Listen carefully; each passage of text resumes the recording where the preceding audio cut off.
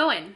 So let's talk about PCOS for a minute. So this is just a little backstory in case you didn't know, but I did already do my full PCOS story and I'll link that down below. But basically I was diagnosed with PCOS when I was young and I didn't really know what to expect. I didn't know if anybody would want me as their partner if they knew that I could potentially not have children. So that was a lot to swallow when I got my PCOS diagnosis. I also, I don't know, I didn't feel super feminine a lot of the time because one of my symptoms is a lot of this is maybe a TMI, but you're in a PCOS video, but I got some chin hairs and other things that didn't make me feel super feminine. When I was diagnosed with PCOS, I had a lot of worry, and what I want to accomplish with this video is I want you guys to maybe not have as much worry now that you have PCOS, but maybe really have some good action steps. So first and foremost, don't use your PCOS diagnosis as a crutch or as an excuse. Don't say, I'm not gonna work out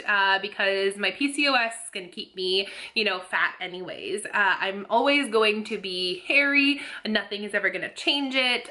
Don't let PCOS be a barrier for you accomplishing your goals, because there are always ways for you to accomplish your goals no matter what barrier you have in your way. PCOS is a diagnosis that will make things a little bit more complex in your life, and that's okay. There are lots and lots of doctors out there who are there to support you. There are lots of support groups out there as well. Just don't insult yourself. You shouldn't be saying those insults anyway, in my opinion. If you know me, I am a big fan of being body confident and body positive. So don't be your own excuse. You can change your situation. Things can be different. You just might have to be extra patient and extra dedicated on your road to getting what you want. The next way to walk the PCOS road is to really change the way that you think about food. So I can be so good with food 1 minute, and then either my emotions change or just something changes inside my body, and I can go from being good and eating healthy to 5 tacos down the hatch. I could eat an entire sleeve of Oreos without even blinking. You really just need to kind of change your relationship with food, and you need to change how you think about food. So for me, when I start thinking in my PCOS mind frame, I just have to think about food as fuel. I have to not think about it as my crutch. I have to think about it as something that fuels my body. The deal with PCOS, if you were unaware, is that you are often insulin resistant, or you have extra insulin floating around your body, which can be really similar to diabetes and can actually put you at risk for diabetes later in life. So what I do to sort of manage my PCOS is to eat in a similar way that a diabetic person would. I eat lots of protein. I eat very little sugar when I'm being good. I mean, we all have our days and our slip ups. Right now I'm actually having a really hard time with food because nursing and all that, but that's a different video. So when I am doing what I'm supposed to be doing, that is the kind of thing that I eat. I actually made a video about how to have a healthy PCOS diet. I can link that down below as well. So I know that this is what you should do, but I also know it's what I would do. And I can be really, really good for 6 months, and then all of a sudden I'm sitting around eating 6 chocolate bars, a bag of chips, salsa, the works. I just kind of give in to those cravings occasionally, but really I shouldn't, and neither should you. So if you are a person with PCOS, to really manage those symptoms and to get things under control and get your hormones back in balance, it really is best to, avoid the sugars and cut the carbs and that kind of thing. You just have to really change your relationship with food. So the next thing that you need to know after you get a PCOS diagnosis is to know that you are going to have obstacles. Your life is now a bit different than someone who doesn't have PCOS. I'm not saying to use these things as excuses, because you can always accomplish your goals. You can get what you want, you can lose the weight, you can get pregnant, you can do all the things. Your journey is more than likely just going to be a little bit more complex than someone who doesn't have PCOS. I can't tell you how many times I've heard somebody say, I have PCOS so I can't lose weight. I have PCOS so I can't get pregnant.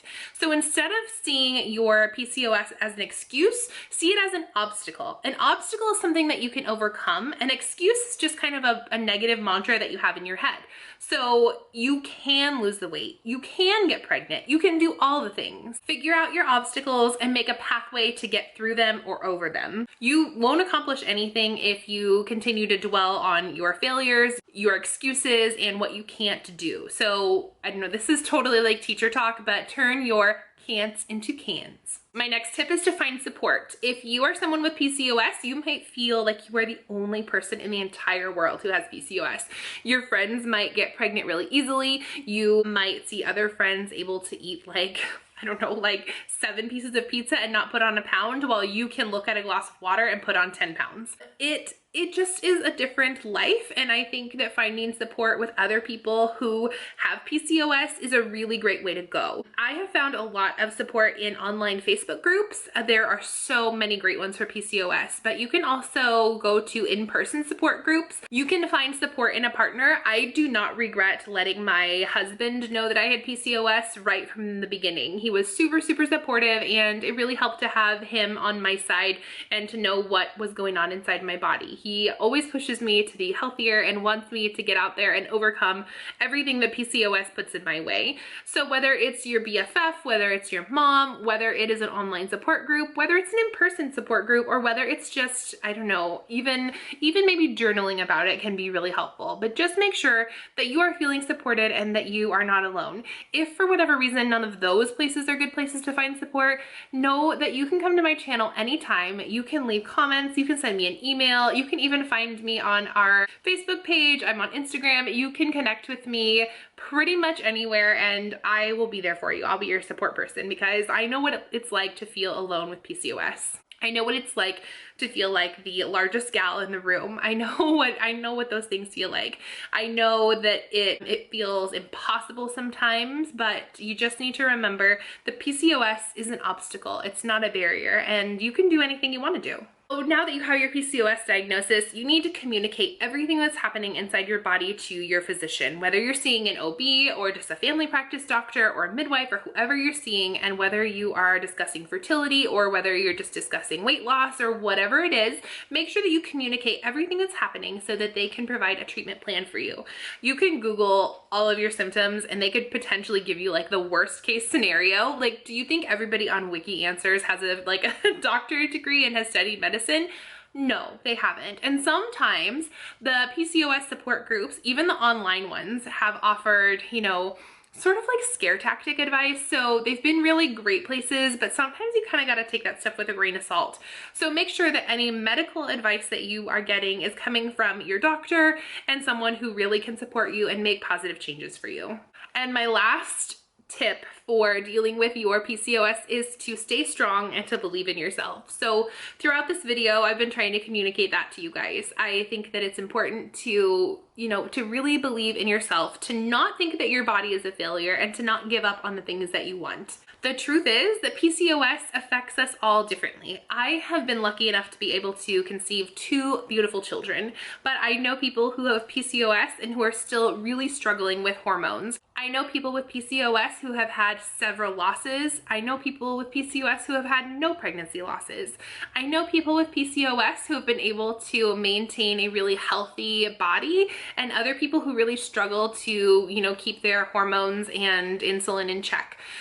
So it's going to affect us all differently. I think that it's kind of a range. It really depends on what's happening inside your body, what you're putting in your body, that kind of thing. But no matter the outward symptoms, we are all fighting the same battle. It's the fight to be a mother, to feel like a woman, and to be healthy. It's hard, and it's going to take a lot of work. And sometimes it might feel like a curse, but don't worry. If it's your battle, you're gonna win. Just make sure that you have the right people on your side and know that you can do it. So if you liked this video, don't forget to give it a big thumbs up for me. That really helps. If you're someone with PCOS, go ahead and leave that down below so we can all build our community right here. If you have any struggles with PCOS that you would want to share, feel free to leave those in the comments as well. Sometimes it's nice to know that you're not alone. Thank you guys so much for being here. If you are a new viewer, don't forget to hit that red subscribe button below. I am working really hard to build this community and to just have more friendly faces around, so I would love to have you with us. I am working towards a goal of 5,000 subscribers, and once I hit that goal, I am gonna do a live stream. That will be a lot of fun, so help me reach that goal by hitting that red subscribe button. If you are one of my current subscribers, thank you so much for being here. I know that I say that every video, but I seriously mean it from the bottom of my heart. You guys are amazing. You're the most wonderful community on the internet, and I absolutely love you guys. So you are the absolute best. Thank you so much for being here. And by the way, you guys, have fun today.